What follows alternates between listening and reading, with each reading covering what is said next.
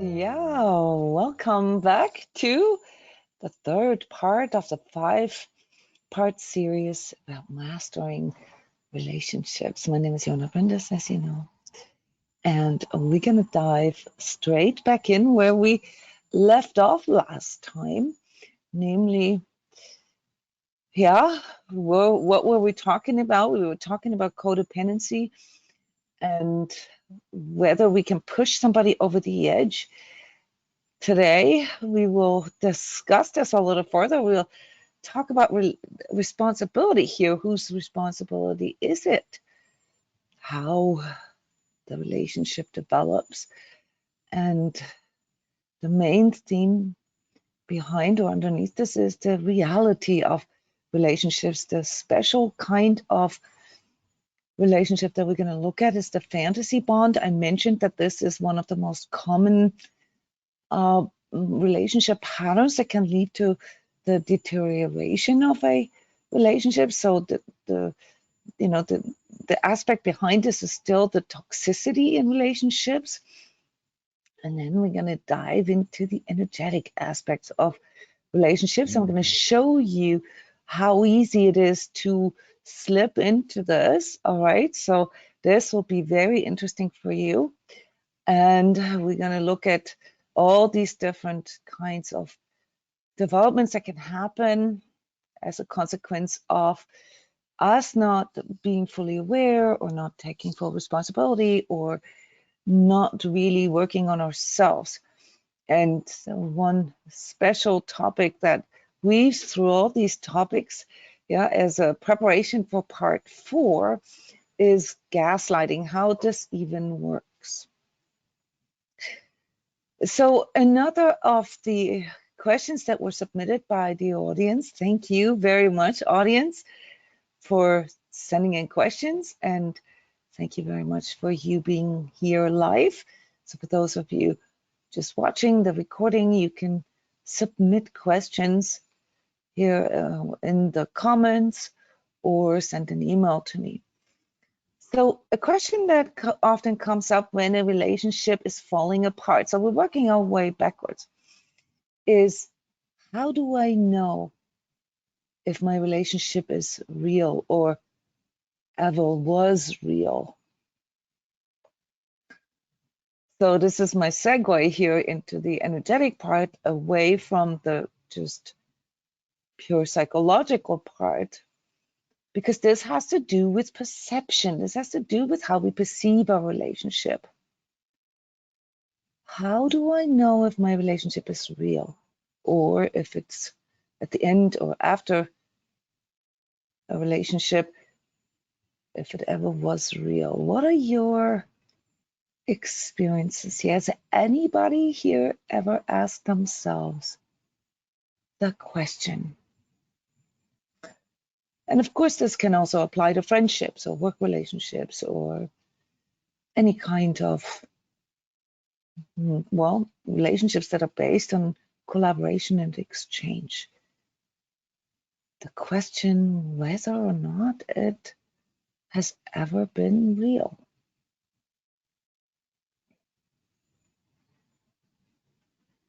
Yeah, so I, for my part, question this all the time, but especially since I'm mentioned in part 2, over the course of my relationship career,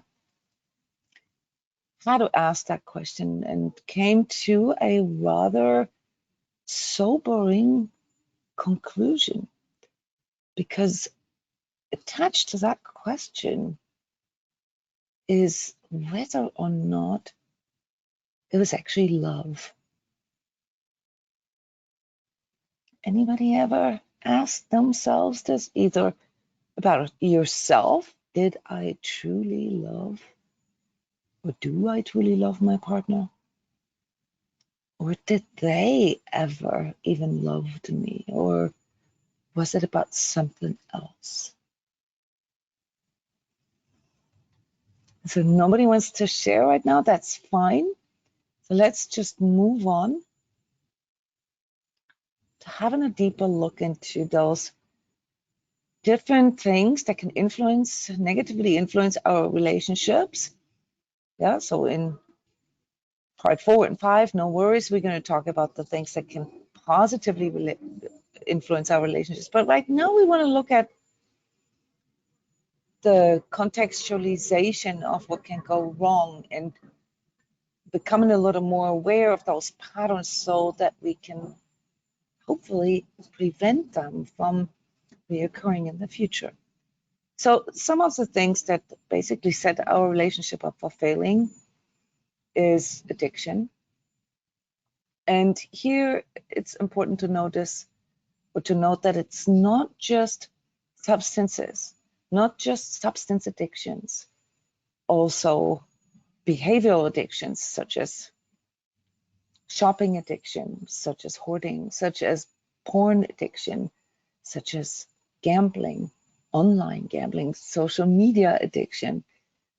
Those patterns, those addictive patterns can influence our relationship negatively and often impact them in a big way that we are, depending on whether we are the addict or we are with an addict, often not so much aware of. The same counts for mental health issues. Mental health issues are difficult for us to diagnose. I mean, we're not psychologists. We don't know these things. And when we are dealing with, let's say, personality disorders, one of the most prominent personality disorder is narcissism. Yeah, then different rules apply. Different rules from the ones that we would normally consider to be a social contract between people. Yeah, like don't hurt each other's feelings on purpose and things like that. We don't want to be rude. We want to have a communication that allows us both to express ourselves.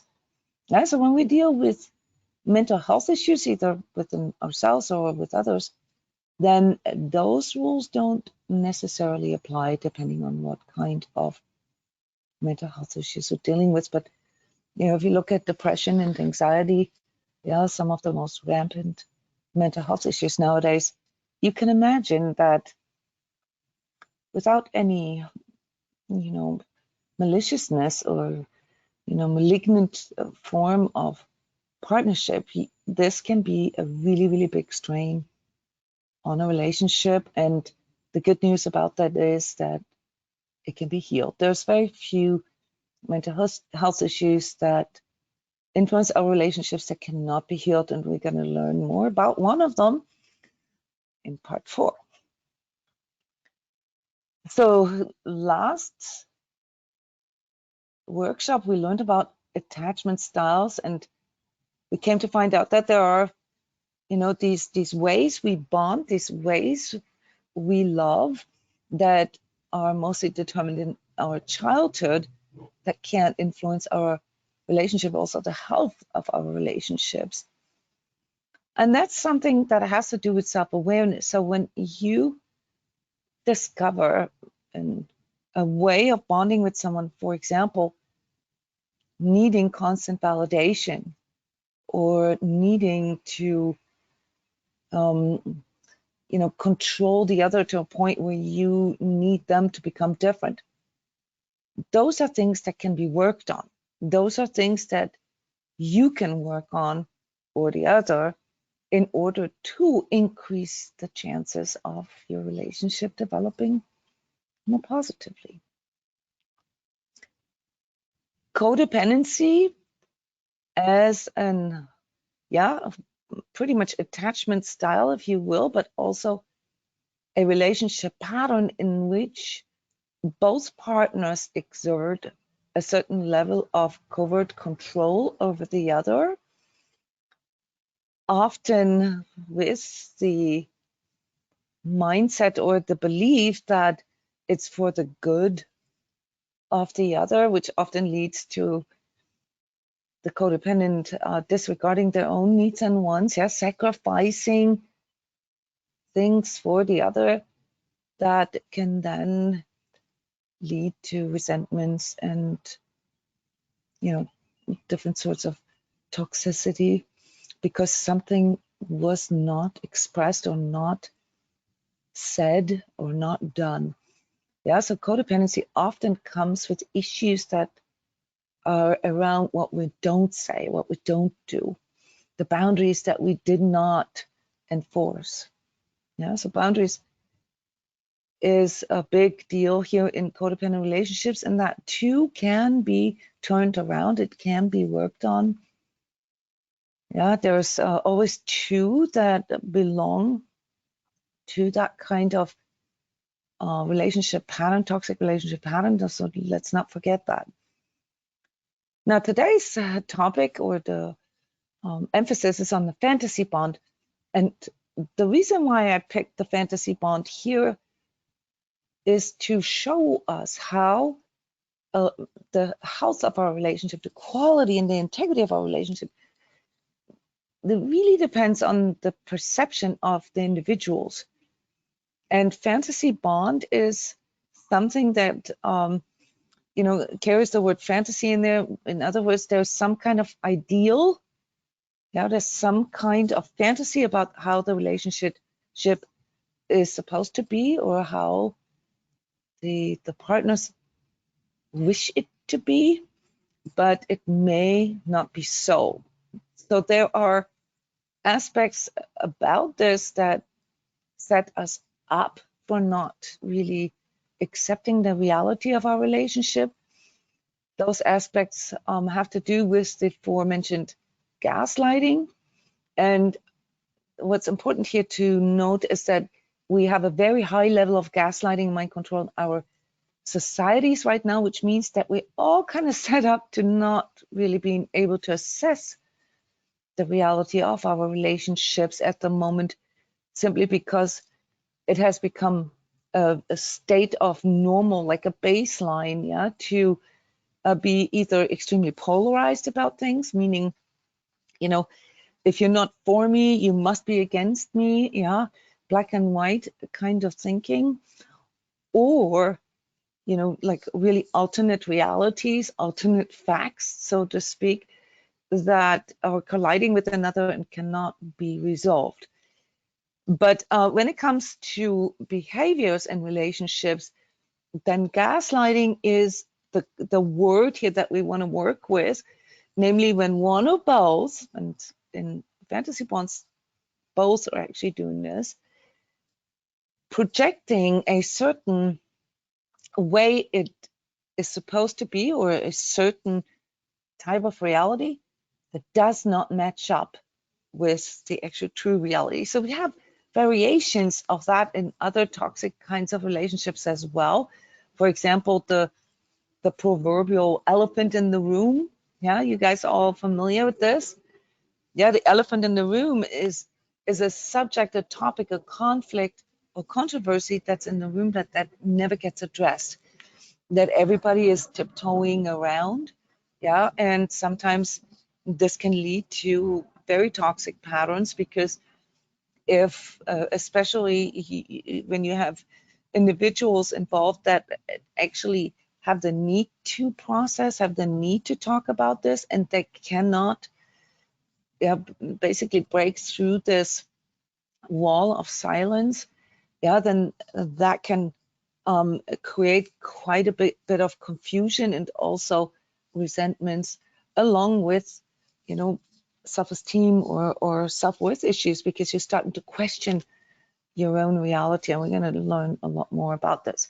So we're going to end this workshop here with the bridge to narcissistic relationships. I know for a fact that many of you have already gathered a little bit of experience with narcissistic relationships, and that will be our main topic next time, along with some of the further leading energetics and also karmic aspects of relationships.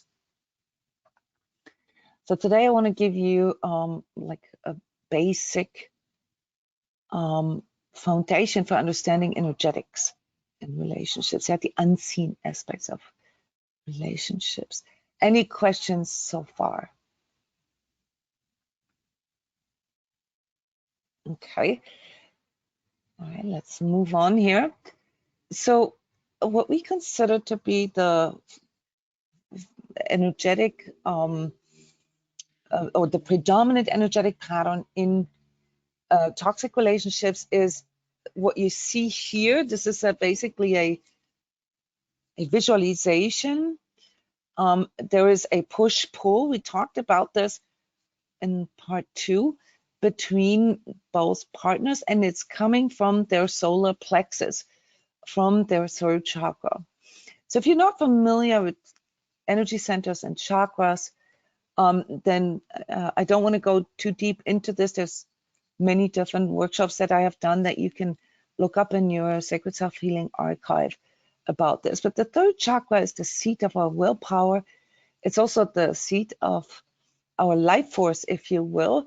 Yeah, so if you want to see it in a positive way, yeah, the solar plexus is what makes you, what gives you the power and the force to bring you into this world. That's the seat of your force. Yeah, but in an immature state, our third chakra can also be the seat of our ego. Yeah, so the way to differentiate that is, to look at how you generally approach your life. And if you are one of those, that includes me, who has this mindset that you have to do more, the more, the harder, the better, and that you have to muscle through things, that you have to find ways that have somehow to do with forcing your way into or through things, then that indicates to you that there's probably a little too much of your solar plexus energy involved in your approach to life, and with it also your relationships. Now, if someone has too little developed solar plexus energy, what happens is that they are more on the, well, I guess we would say shy side of things. So that's where you try to hide yourself, where you don't want to reveal anything about yourself, and you rather give up easily. You rather choose the way that brings the least resistance, the least confrontation into your life. And so you can see here when I talk about the energetics of relationships that it now starts becoming even more complex, because we can have situations in our life where we're exerting too much of our solar plexus energy, too much of our force. Yeah, whenever we try to control something. Yeah, but then there are situations in life where we kind of have to, right? So we can't really say that it's in general a bad thing to have a well-developed solar plexus energy and applying it into our relationships, because sometimes we need to. If I'm thinking about what it means to be a mother, or a parent for that matter, there are a lot of situations where it's important that I can step into my third chakra and say, no, guys, this is not safe, or here are boundaries, or no, you're not allowed, or you need to go to bed at 8:30 because that's healthier for you. Those are all examples for what it sounds like when we step into our solar plexus energy. And someone who has underdeveloped solar plexus energy in relationships will rather not speak up, will rather not actually engage. Yeah, and if at all, I try to create a little bit of a shroud around them. Yeah, they will hold themselves back. Yeah, so just in general, this is probably the easiest of all the different energetic patterns between people that we can observe, that we can experience. Yeah, in psychology, they would call, this is not really the depths here that we are discussing this at, but they would call someone with a lot of solar plexus energy as an extrovert, as somebody who has a tendency to apply themselves a lot on the outside, and someone with slightly underdeveloped solar plexus energy will tend to be more introvert. However, yeah, the energetics show us that it's not that simple, because even someone who is extrovert can actually have very low developed solar plexus energy. That depends on how the person applies themselves. In general, solar plexus energy is the kind of energy that, well, if you will, lets your light shine, that goes out, that projects. There is a push, if you will, yeah, that comes from internal to external. It's an externalization of your focus, of attention, and also the force that you apply.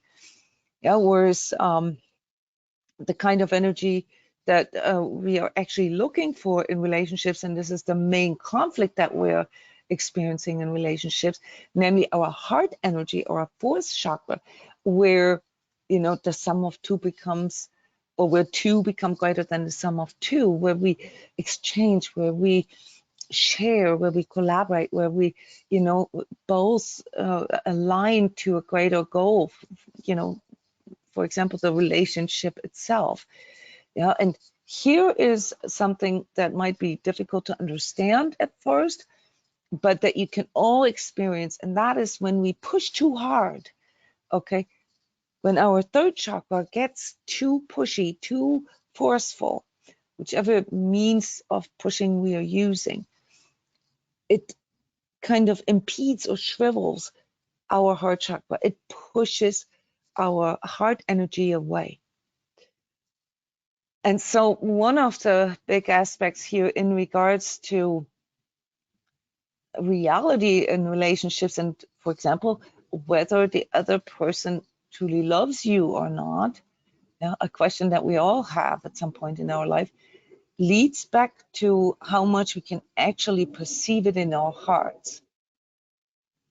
So there are ideas, you know, that, for example, people who are jealous, they're jealous because they really love you. That's something I would like to discuss with you. If with everything that you now know, yeah, how you stand with the statement. So when somebody's very jealous, is this a sign of them loving you a lot? Yeah, and respectively, if somebody's not jealous, if it means that they're not jealous, or if somebody who is really kind of all over you and wants you to improve, wants you to change, wants you to do something, yeah, that makes you better. Whether that's actually coming from the heart or somewhere else. So two different things here, if you would like to share. Jealousy. Does that come from the heart, or does that come from the solar plexus? Wanting the other to change. It sounds like, can you hear me? Yes, yes, I hear you. Hi. Hi, Jana.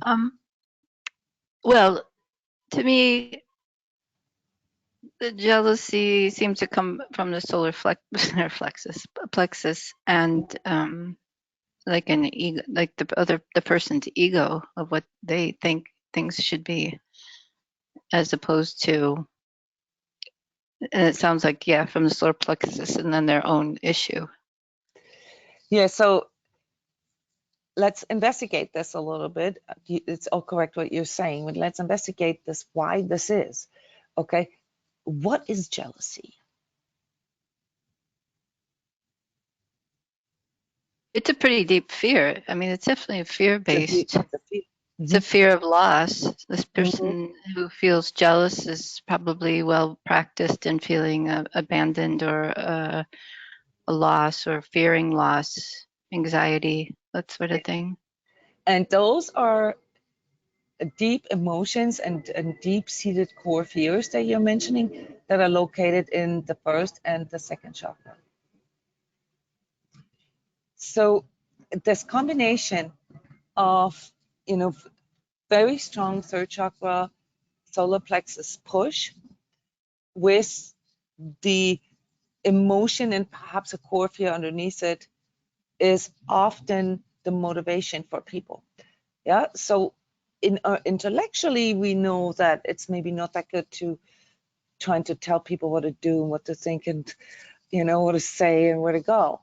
Yeah, intellectually, we understand that. But as soon as, and this links back into our attachment styles, as soon as we have big emotions come up with, for example, you know, this, you know, sort of gut-wrenching pain, you know, that can occur with, you know, questioning whether the other person loves us and whether there's, you know, true love involved.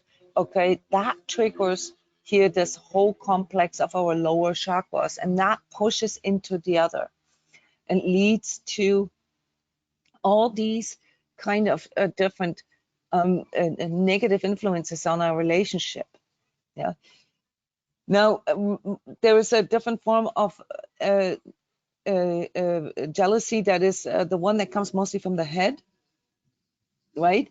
And that is nothing is really going on, but the anxiousness, as you called it, you know, creates these ever looping or ruminating thoughts about it. We would still consider this to be a lower chakra issue because it comes also from the fear, it comes from the same fear, but the person just processes it mentally. So it's really the anxiety underneath it, and maybe the abandonment issue or whatever else plays a role that triggers it. It's just that the person will most likely, you know, the person who's a bit more mental or intellectual in their way of processing their emotions, it will go one extra step and it will go through the head and then back into the solar plexus. Yeah, because then really what gets triggered in the person is, you know, this emergency and that they have to do something about it, fight, flight, or freeze. Now, all that said, I mentioned earlier with the introverts and extroverts, don't get this confused, guys, because even someone who is not really on the, say, overtly loud and you know, pushy spectrum of things can still exert a lot of control. What are some of these emotional control mechanisms that you remember perhaps, or that you have experienced? How can someone who's actually rather shy, say, you know, more on the quiet side of things, still exert a lot of solar plexus energy, and with it, you know, projections and manipulations, just using emotions? So one of the most common, Well, that's almost even harder to read and to get stuck into if you're not familiar with it. Like in a family, you could be raised with that kind of silent energy of feeling like there's something wrong, like you're constantly yes, wrong, and yes, then of course there's the cold treatment or the cold shoulder, and then there's also passive aggressive. So if yes, you're not absolutely. Yeah, experienced with it, it's really crazy making. I think that's almost more crazy making than having somebody like your partner be jealous because you're, you know, not yeah, trying to make. directly acting out, right? Yeah, yeah. That's easier to identify. But you're absolutely right. You nailed it, Janet. You know, all these covert control mechanisms, yeah, that comes through silent treatment, or, you know, the elephant in the room, or the passive aggressiveness, or, you know, things that just don't match up perhaps with what the people are saying. Yeah, one of the things, the emotional Yeah. manipulation mechanisms that I personally find very, very distressing for me personally with my energetic makeup is guilt tripping. So guilt tripping can be very silent. Yeah, that can be done with just expressions in the face. Yeah, walking around with a pain-ridden face.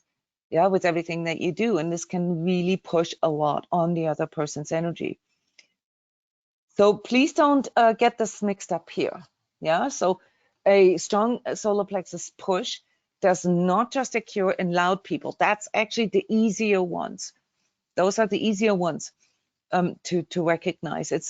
It's very often covert and in that way that people are not actually saying it out loud, but that they're treating you that way. Yeah, so here already note to self, emotional manipulation can be silent and can be loud, okay, but it happens mostly on the perception level, like you just mentioned, Janet. Yeah, it messes with your perception somehow. Because if somebody comes to you and says, hey, Janet, I have a problem with this and this and this, and this is causing this and this in me, and I would like you to work on this, or can we talk about this? There's no manipulation involved in that. There is an actual, expressing what is being perceived, and then obviously the quality of our communication will then determine how it goes, right? So we both sit down and you tell me your side of the story, I tell you my side of the story, and we come to some kind of agreement about how we want to handle this in the future. That would be a mature way of dealing with things. But a lot of times that does not occur in relationships. Yeah, and there can be multiple reasons. Not wanting to hurt the other person's feelings. Yeah, not wanting to say anything because you don't want to hurt their feelings, or you don't want them to misunderstand it, like you don't want to kind of give away, how insecure you are. This can go all the way to like you rather do anything you can than letting the other see your vulnerabilities. Yeah, like trying to like cover up vulnerabilities. Yeah, so there's a lot of different these patterns that we all do, guys. Everybody does them. Okay, that can lead to really negative, really toxic energetic patterns between us. And the problem with that, when we look at the energetics of it, is that it's not what is said, it's not what is done, it's what is felt, what is perceived. And that is something that I would like all of you here in part 3 already to take home with you. Relationship is all about how we perceive it and how it makes us feel. Also, of course, where it could lead and what we can do with it and potentials and so forth. But it is mostly about how we feel in the relationship. And that gives us a right to express this at any time, to say, hey, I know you love me, I love you, but there is something here that makes me feel awkward, or that makes me feel like I have to question myself or my perception, or something here that doesn't add up for me, all the way to, hey, there's something that really doesn't work for me. To get to that place, that maturity, to say these things out loud as they occur, requires us to have a little better understanding of, well, what happens if we don't express it? Yeah. And those of you, which is the majority here of the Sacred Self-Healing members, who are energetically sensitive and who are empathic, well, you will always have to put this into account, because that is how you primarily perceive your relationship in the bigger picture of things. You in there, because there are certain types of energies that you feel, resonances. And that's why it's very, very important, especially it's vital, I want to say, for energetically sensitives and empaths to develop this really elaborate emotional vocabulary, yeah, or literacy, and train yourself, discipline yourself to always talk about what you perceive. Now, can this go out of hand? Yes, I've seen a lot of relationships where that goes out of hand, where, people just constantly talk about things and constantly reflect back what they're perceiving, but never actually get to the point where they're discussing it, or where they're talking about how to change it. Okay, so what would this look like if we really wanted to change this? So here you see the same graph, but with an energy exchange that comes from the heart chakra, from the first chakra, instead of the third chakra, or even lower. So the lower chakras, first, second, and third, they're primarily based on our pre-programmed instinctual and unreflected ego parts in us. The heart chakra is the higher developed energy center, where we look at things from a larger perspective. We put things into context, yeah, into the greater picture, like where we're going with this, what we want from this, and integrity and so forth. All takes place in the heart chakra in conjunction with the higher chakras, your fifth, sixth, and seventh. Force, yeah, and willpower is all based on lower chakras, and therefore, control issues in a relationship are always based on lower chakra ego energies. Always are. The trickier ones, though, are the ones that are not that visible, and that is the silent stuff, yeah, the gaslighting part, where it's not openly done or openly said, but where it's either enacted or where there are some kind of tactics involved that keep you in a continual state of questioning yourself. Now, I just realized that there is one more pattern here in regards to, toxic, or, what can lead to toxic relationships, and that actually should have been in spot number one, and that's trauma. So if we have experienced a very high level of trauma in our life, yeah, and this could go all the way back to our childhood, then some of the rules don't apply. And for different reasons. It's because we have areas in our life, specific sort of triggers, where even all our good intentions and our disciplines and so forth temporarily don't grip, yeah, because we're triggered. Yeah, so let's take something very simple, yeah, and quite common actually, sexual abuse. If somebody has had sexual abuse in their life at some point, and the statistics are mind-blowing, guys. It's like 75% of us have experienced some form of sexual, assault or sexual abuse in our lifetime. And then it's obvious how that can affect our relationships, because if we have experienced something that really hurt us, yeah, in sexual way, or in an emotional way, or in a physical way as well, but here, just for the example's sake, it will take extra care, extra love, extra compassion, extra patience to develop healthy patterns. So this is something that you just need to know. It's the same with addictions. It doesn't mean that your relationship is doomed to fail if one of you, both of you, have addictive patterns, but it means that it needs extra care, and there are boundaries as to, like what makes sense trying to work through in a relationship, and what is really the other person's or the addict's in this case, or the one with the mental health issues, having the mental health issues responsibility.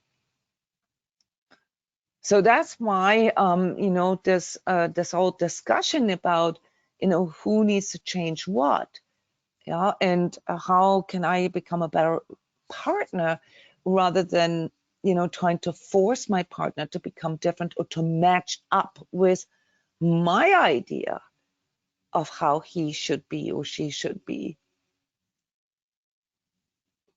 That leads us to the question, are we responsible for our partners? There's another question that came in from you, audience, and I think last time we've had aspects of that come up, yeah, with if we push somebody too hard, can we break them? Can we send them over the edge? And the consensus here was that yes, of course, But here comes the big but. In a relationship, there's always two that contribute to patterns developing, patterns playing out. Yeah, and it's never just a one person's responsibility to change something. It's always both responsibility, always. Even if, like, say, you're the one that finds out that your partner is too controlling, yeah, and you speak up and you say, hey, I think you're a bit too controlling here with this and this and this. This is really, like my stuff that I need to work through. And your partner says, oh yeah, okay, and has good intentions, but it doesn't actually, change. That leads back to you, yeah, and the responsibility that you have to maybe enforce your boundaries more or set more healthy or appropriate boundaries with this partner. Yeah, because over time, yeah, if we don't speak up, if we don't actually put the effort into saying, hey, this doesn't work for me, or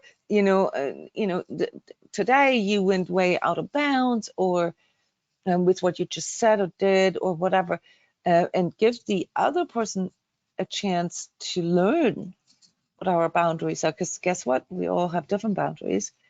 Yeah, then that puts us into the category of enabling. It's the silent complicity where we don't speak up, yeah, and often based on codependency patterns that we've discussed last time, the fear of confrontation, the fear of losing the other, maybe when we criticize something or say something, but also, not wanting to upset the other person or not wanting to rock the boat.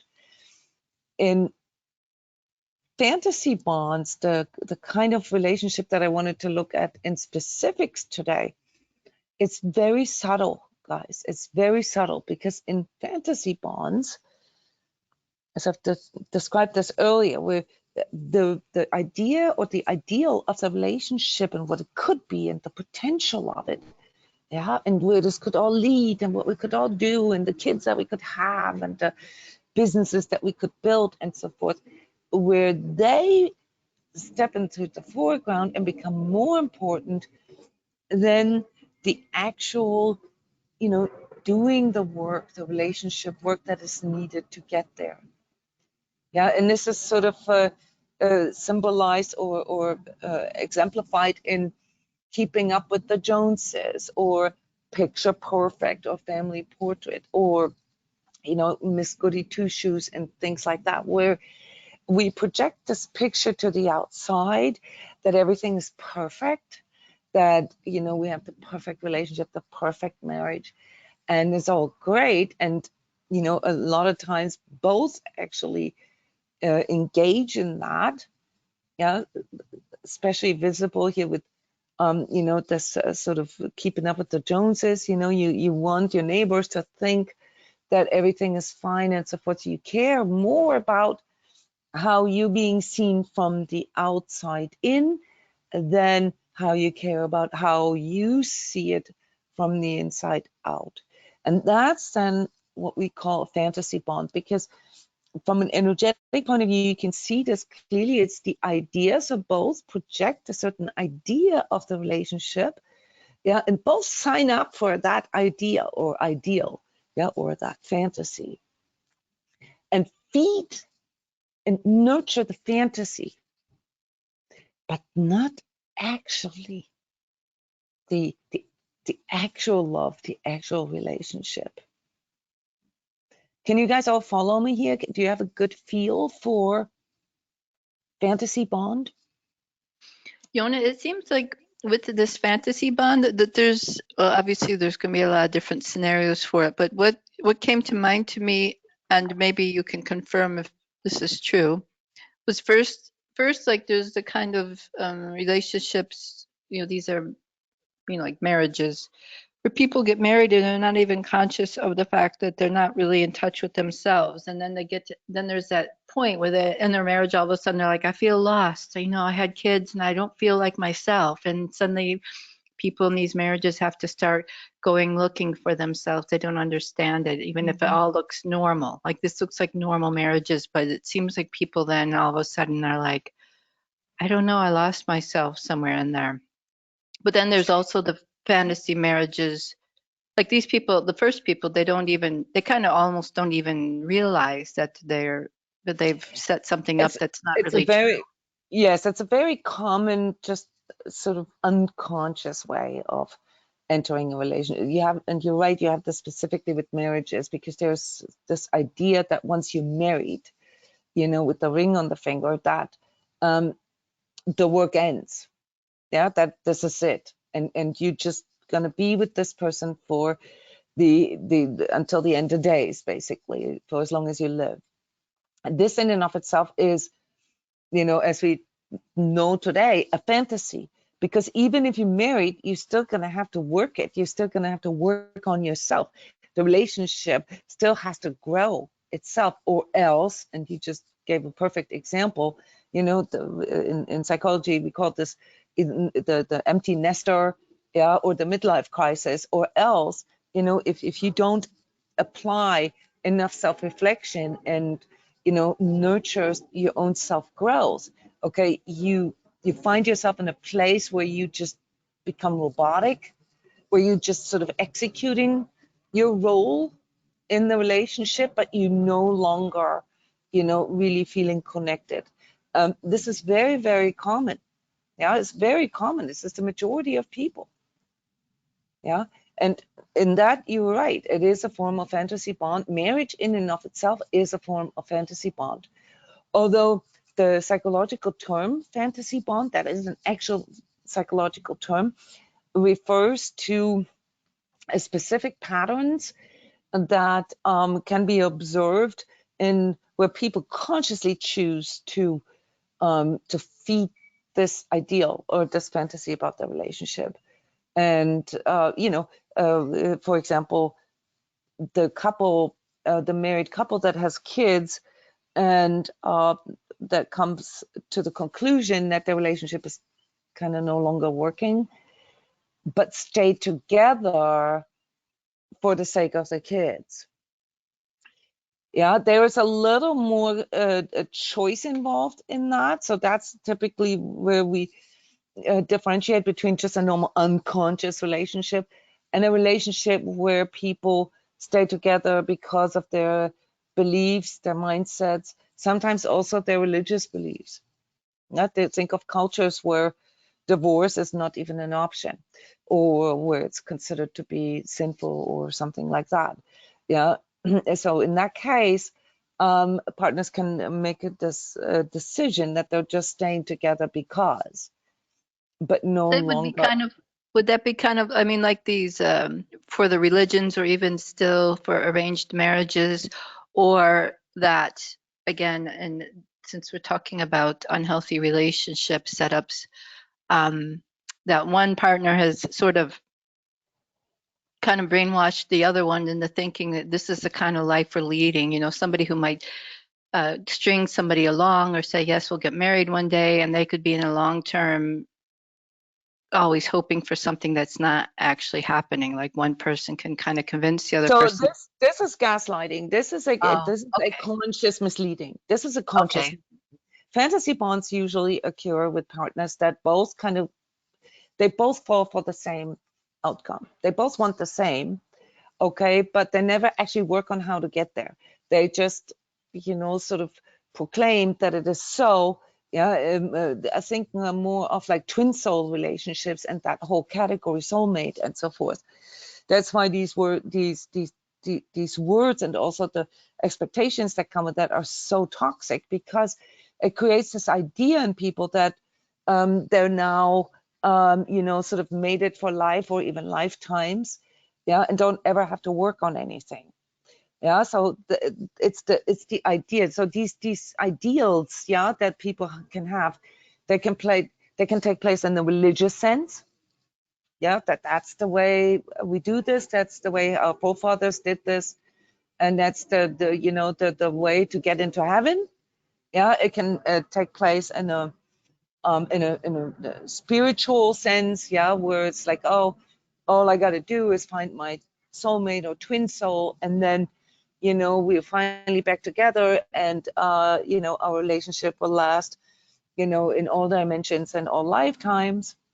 Yeah, to just a mental like arrangement. Yeah, like we're getting married because we're having tax advantages through this, or we're staying married because we can't afford a divorce. Yeah, that's mental. That's a mental decision. Both decide that. Or a fantasy bond that is based on this idea that I'm worth more. This is something that a lot of women have had to deal with in the past, and to a degree still in some societies, where you're not regarded as a full person if you're not married. Yeah, and so there is this notion that on an emotional level, that in order for you to be a full person, you have to have a relationship. That's still a lot of people have that in the backs of their minds. Yeah, this comes from a very low emotional level. This doesn't come from a level of love. This comes from more of the level of like, I need to belong to somebody, or else I'm a single, I'm a loner, or something like that. Yeah. So the idea of not being a loner can also be a fantasy. The idea of belonging somewhere.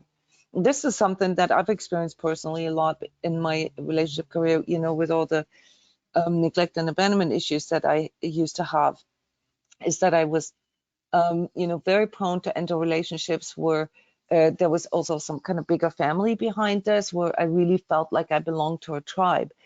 This was all based on, a lower level of belonging. And now, obviously, I know that, these things have nothing to do with blood or genetics or culture or anything like this. They have something to do with, the integrity and the alignment of people. So today I am seeing myself as part of or see myself belonging to a part of people, to a group of people that has similar values like I do, and similar beliefs and outlooks on life, yeah, which is higher developed. And those are all things that when it comes to relationships, that we need to consider, that what it actually is that creates the bond. The lowest level is obviously the physical level, and that would be like a level based on our biology and our instincts, yeah, where it's basically just about mating, yeah, where it's just about sex, or some kind of some having someone to touch you, because those are all part of our human needs. So fantasies can occur on any of these different levels of self, yeah, physical, emotional, mental, spiritual, and also energetic. But the point here is that the reality issue that occurs along with it is the one that we need to break through. Because if what we want deep down is something like true love and true exchange, those things that you mentioned last time, that are based on a good level of self understanding and respecting yourself as a true self, as an individual. Okay, while we may all have those kind of values or and ideals and share them with others, others may not have the same, or they may abuse them.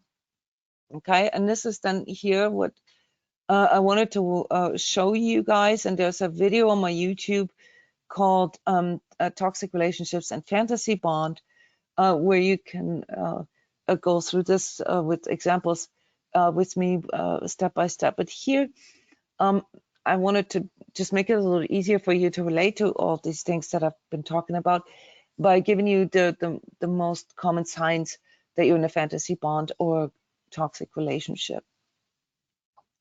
So a general red flag, and this is something that you really, really, really need to remember, is if you progressively doubt your reality or yourself. This is a huge, big red flag. Whatever the relationship is that you're having, okay, it cannot be a good one if you progressively doubt your reality or yourself, period. If you constantly feel confused about your boundaries and their boundaries, and especially the in-between, sexuality, connection, and love, if this is a constant, like you don't really know, yeah, and you don't even know if the other person truly loves you. So this question, does the other love me? Yeah, it's normal to a degree, but if it becomes like a looping or ruminating or obsessive kind of problem for you, where you constantly question either yourself or the other, that's a red flag, and it shows you that there's something in your relationship that is not based on reality. So let's go through the questions that we can ask ourselves. And I don't know if you see this well here with the bright yellow writing. I'm going to give you this chart in the recording email. So I hope you can read it. Number one, do I feel safe enough to be and express myself? Do I feel safe enough to be myself and to express myself?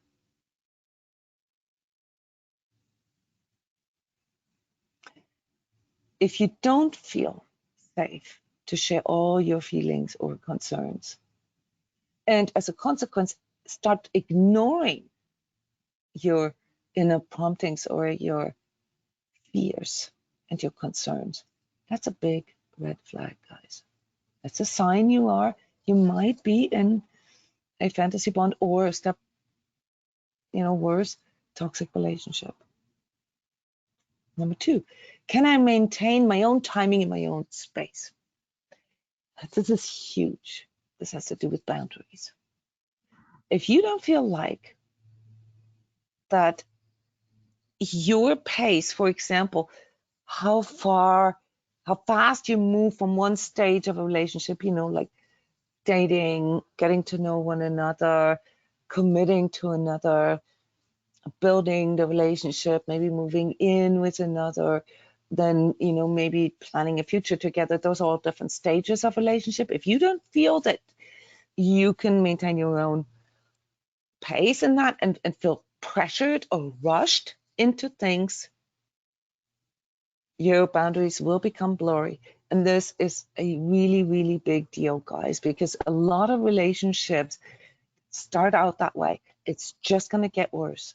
If you are not able to maintain your own timing and your own space at the beginning of the relationship, chances are that you're going to get driven into even less space, less control of your own life. It's really, really important that you understand that part. Most of the relationships that fall apart that I get to coach with people, with individuals or partners, already had these two, but especially number two here, can I maintain my own timing and space? Yeah. Or do I constantly feel I have to perform in a certain way, I have to show up in a certain way because it's expected from me? Number three, is this really about me? Does my partner give me a sense of significance? Yeah. Does it feel to me that I mean something to my partner? Or is it more about external stuff?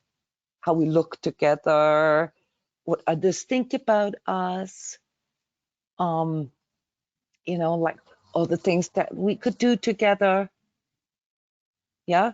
Where it's either about the together more than about you, or perhaps even about the other person more than about you. So in a healthy relationship, there's a good sort of interplay of that. But really important is that our partner lets us know that we are important. Yeah, when our partners disregard what we say, when they disregard our needs and wants, our concerns, our boundaries, what are they actually communicating to us? They're communicating that they don't care. I mean, if you feel that way in a relationship, it's a huge, big red flag. Yeah. if you don't feel heard. Now, that's provided that you actually communicate it, you know, with some of the traumas and some of the other relationship patterns that I've already mentioned. It can sometimes be difficult to actually express things. But let's. Jona, it's interesting because you're saying these things, and it can be very deceptive, especially if one doesn't really have a good, I mean, like some sort of self-worth, self-esteem, some sort of touch ground with who you really are, because these things seem so normal. And it's almost like these really quiet, beautiful things are the most, they're like, it's not just a red flag. One time somebody said, it's not just a red flag, it's a red banner. Read it. Just stop and breathe and not get carried away into these very subtle beginning of relationship things. You need to know yourself really well. Okay, this is what it comes down to. That's why we have in part 1 and part 2 talked about ourselves more than anything, because you know, everybody has different ways of expressing their needs, their wants, their concerns, their boundaries. Do you know what I mean? And some people will be more silent about it, or will use more show and tell, you know, and others will be very verbal about it. And, you know, some people will feel this as criticism.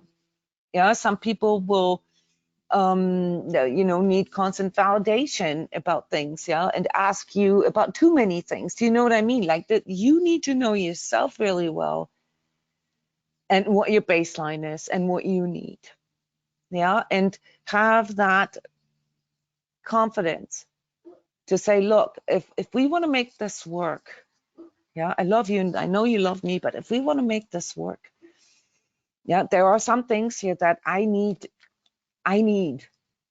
yeah, I need to be able to have my own space, or I need to be able to determine my own timing, or I need to be able to, you know, take time out, or whatever it is that you know about yourself that you need, yeah, to balance yourself, to process, you know, to process things, yeah, depending on also how you process things. If you're someone who needs to, let's say, meditate a lot, or go out into nature, or sit in silence in order to process emotions, you need to communicate that to your partner so that they understand that just because you take a lot of time out, you know, or want to do things on your own, doesn't mean that you don't love them.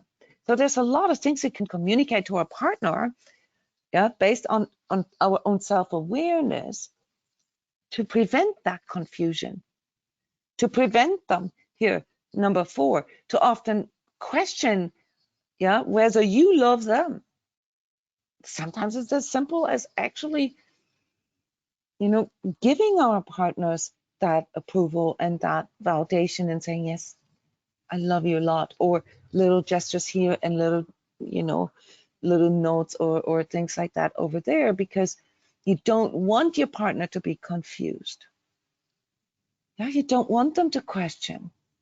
Who would want the other person to constantly question the relationship or whether I love them? Who would be interested in that?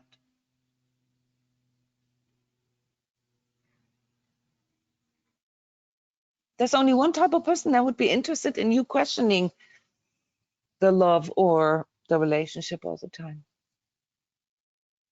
Well, it's not entirely true. There's also some people who are not aware of this, but there is one particular type of person that wants you to question yourself all the time. That is the person who's actively gaslighting you, because if you're questioning yourself, you will not be able to see reality. You will not be able to cut through distorted or projected or fantastical reality. It's very important also in conjunction with a lot of the stuff that is going on in our societies and media and social media, because a continual state of confusion, yeah, or free-floating anxiety leads to people becoming unable to discern truth. Very important. Now, here in conjunction with, you know, you know,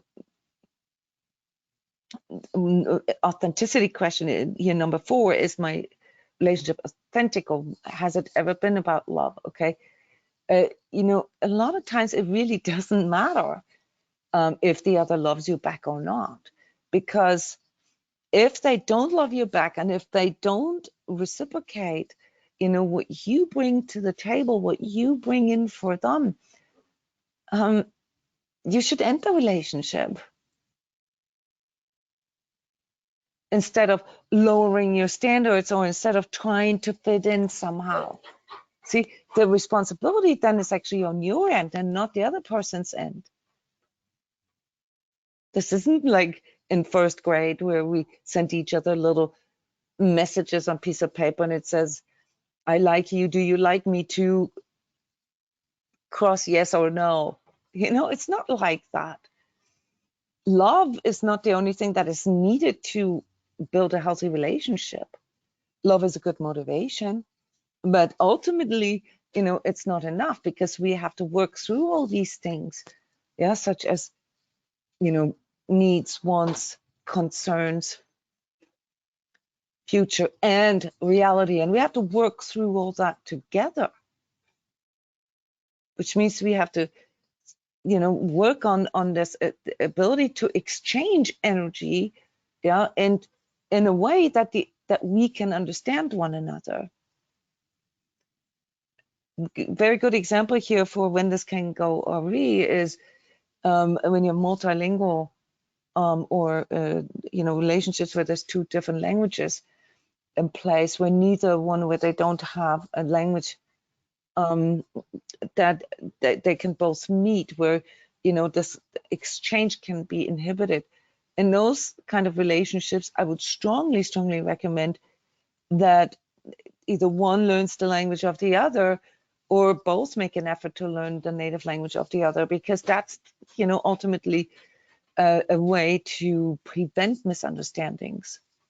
So when there's multiple languages involved, there is way more misunderstandings than you think there are, and also when there's different cultures involved. Number 5, are my concerns being taken seriously? So this is a step farther from just being heard. Is there some kind of effect? Does my partner actually show care? Do they put this into the equation? Does it have an impact on their decision making or worldview or whatever? Are they putting it into account? What you were saying is very important. Or is a partner brushing over things, or kind of denies things and just say, oh, you're just making this up, or no, that isn't really what's happening. Those kind of things are really big red flags, guys. Because in to a degree, it shows you that the person, that your partner isn't really going into what it is that concerns you. And even if the other person disagrees with your concerns, it's important that they communicate to you that they acknowledge to you that you have concerns, and that yes, they do need to be addressed, but maybe in a way where you can meet in the middle or something like that. Number 6, and that's a good one too. Is this relationship exhausting to you? Is there a constant power struggle, push-pull? Is there comparison or covert control, manipulation? Are you constantly trying to fix things? Are you constantly coping with things? Does it constantly force you on your toes? And are you constantly sort of in that place that you feel perhaps even not good enough? Anybody ever had that? Exhausting relationships? That's a red flag. Yes. That's a red flag. And the part here that in coaching and energy coaching that I often have to bring to people's awareness is that the time when we realize that it's really exhausting is often too late, because that's when we're already completely drained. So it's our job to keep an eye on this, to keep an eye on the energy balance here, and you know, just like when you work too much or exercise too much or whatever, stood up too late, you know, you have to recover this. You have to sleep a little more. Yeah. And if you feel that this relationship is just always exhausting, that's a really good indication that there is a constant solar plexus battle going on. Now, again, here, just a reminder, I'm saying these are red flags and these are indications, you know, that there's maybe fantasy bond or toxic or unhealthy relationship patterns in the game. But that said, there's also people who really thrive on these things. Yeah, I know happy couples that constantly push. Yeah, but both are, their personalities are that way, that they find that inspiring and that they're kind of looking for this more intense exchange. So I'm trying to stay as neutral as I can, but I do want to really point this out, especially since a lot of you guys are energetically sensitives and empaths. You will more likely not thrive on that. Yeah, because you need the balance, you need the stillness, and you need the harmony more than anything. So pay attention to the energy balance. Yeah, if you constantly feel drained, yeah, then something isn't right. Okay. Number 7, that's a little harder to identify. Is there a projection or an idealization going on? So idealization and idealization, they're related. So idealization is when your partner puts you on a pedestal or you put them on a pedestal. It could also be that the whole relationship is on a pedestal, like our relationship is so much better than others. Yeah, but this idolization is something that often comes from our childhood. I don't want to go deeper into this, but it's quite frequent that it occurs in relationships. And then idealization is related to it in the way that it also basically lives up a certain projection of how it's supposed to be, the ideal of how we wish it, how we want it. It has a lot to do with, you know, a person's need for it matching up with some kind of picture in their head.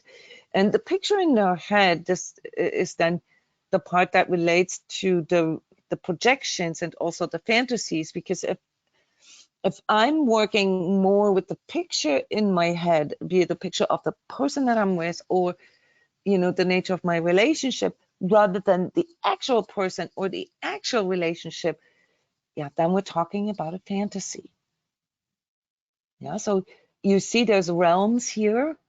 Yeah, another aspect or another type of relationship where I see this a lot is in these like soulmate and twin soul relationships, proclaimed twin soul relationships, where the relationship is being made special beyond this world. The energetic connection that we have is made in heaven.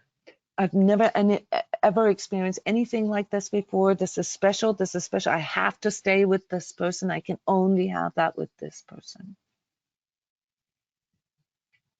Not that there aren't relationships that are that way, but I would always recommend a certain level of humbleness and also taking it down a notch, because when you idolize that way, you are most likely off on the rail end of things.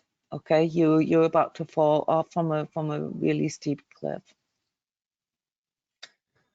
Number 8, is there energetic control or infringement? So infringement is when we interfere in other people's lives or relationships. Obviously, when we are together and we love each other and we're in an active relationship with another, you know, we do want to, you know, have the significance. We want to have this importance. We want to maybe, you know, be important, you know, like be important guides or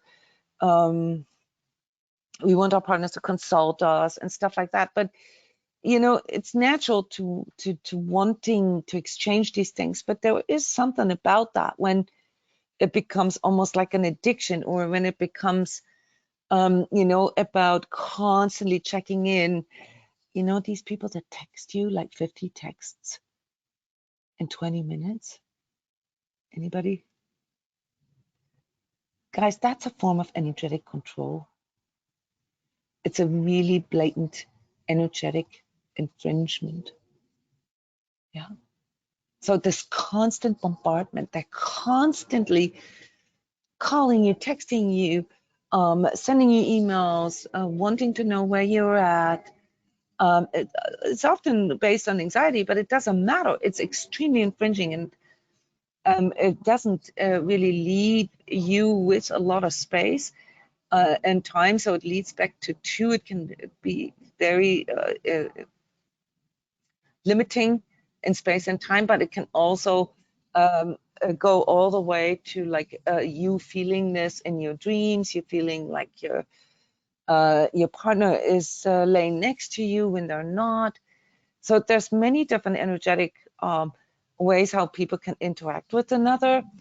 We call this etheric, but when this is constant, okay, then this is a red flag, guys. It's a red flag because, you know, we all are individuated soul cells, and we need to remember that even when we have a true love relationship, even when we have a soulmate relationship, if you will, okay, we still are individuated soul cells. And as individuated soul cells, we can decide to do things together. We can decide to live this together. We can decide to build something together. But that doesn't give us the right to call dibs on the other person's soul or energy. Yeah, it's very, very important. Janet, you said something about that. I think you called it self-esteem, I guess, you know, to claim what's yours and to claim yourself. Yeah, so this is something that comes forward in a more sort of mature age, because you realize if you lose yourself in the relationship, if you give up yourself in the relationship, then you know, you're basically setting up the relationship to fail.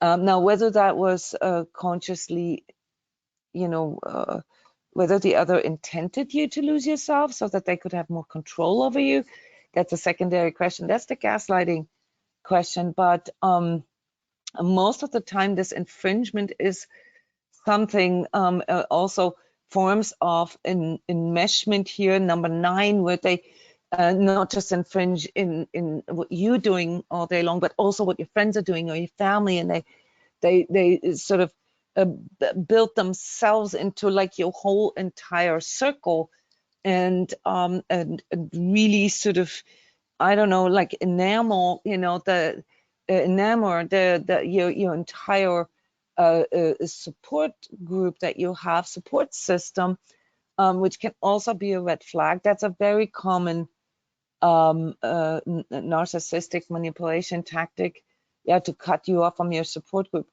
It's not always the case that people want to, you know, sort of maliciously cut you off from your friends, but this constant control and this need to enmesh and to be important for everybody in your environment is something that you need to pay attention to. Yeah, this person, you know, that you're with had a life before they met you, and if all of a sudden you and your friends and your family are the only thing that exists in their life, you know, it's a bit of a red flag. And number 10, is there any kind of emotional, verbal, energetic, well, physical, sexual abuse, obviously? Is there any kind of abuse? Is this abusive? Okay. Do you feel like you have to walk on eggshells? Is there the constant sort of pink elephant, things that you can't talk about, that you can't address? No-go territories that are determined by your partner or your partner's family? Do you constantly have to kind of anticipate? Do you feel, you know, like anxious or insecure about how this person is going to react, you know, the next 5 minutes? Do you have to like kind of are you forced to read their mind, their energy, to know where they're at? Maybe because they're really moody, or they change their personality in some ways, where 1 minute they're like super lovey-dovey, and 5 minutes later, they call you names. Okay, there can be multiple reasons for that. Often that's a sign for mental illness or mental health issues. But there can also be, malintent there. There can also be a tactic there, yeah, to never make you feel safe, to always keep you in the dark, to, keep you basically in that state, to question yourself. Yeah. I've also noticed that there are these sort of these mystics, okay, that make everything sound very mysterious, and it's beyond what your mind can understand, and it's from a different dimension. Or in New Age, I see this a lot, where there is a lot of this sort of mystification of things, and also seeing a sign in everything. Yeah, like let's say it snows outside, and you see that as a sign that you have to, I don't know, do something for your partner.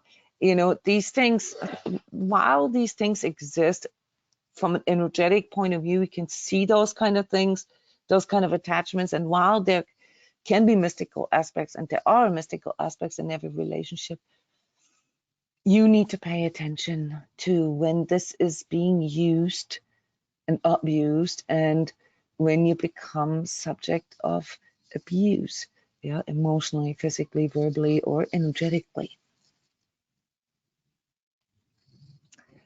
Any questions in regards to this big list here of signs that you might be in a toxic relationship or fantasy bond? Okay, then we're already out of time, and I will not go through the mind games and manipulations that narcissists use, but I want you to look up a video. I'm going to give the link in the email with the recording here, my video that explains mind control and gaslighting. Yeah, so next time in part 4, we're going to talk about narcissistic relationships and all these mind control tactics and these gaslighting tactics. And for those of you who have been wondering how mind control works or has worked here in these last years, you can even use the overview here, yeah, to check on how this is happening in our societies right now. So we're not going to be able to do this within the workshop, the Mastering Your Relationships workshop series, but we're going to do this at a later time here in probably in October or November, when we're going to go through this list again. And this time we're going to look at how this is happening on a collective, on a societal level. Yeah.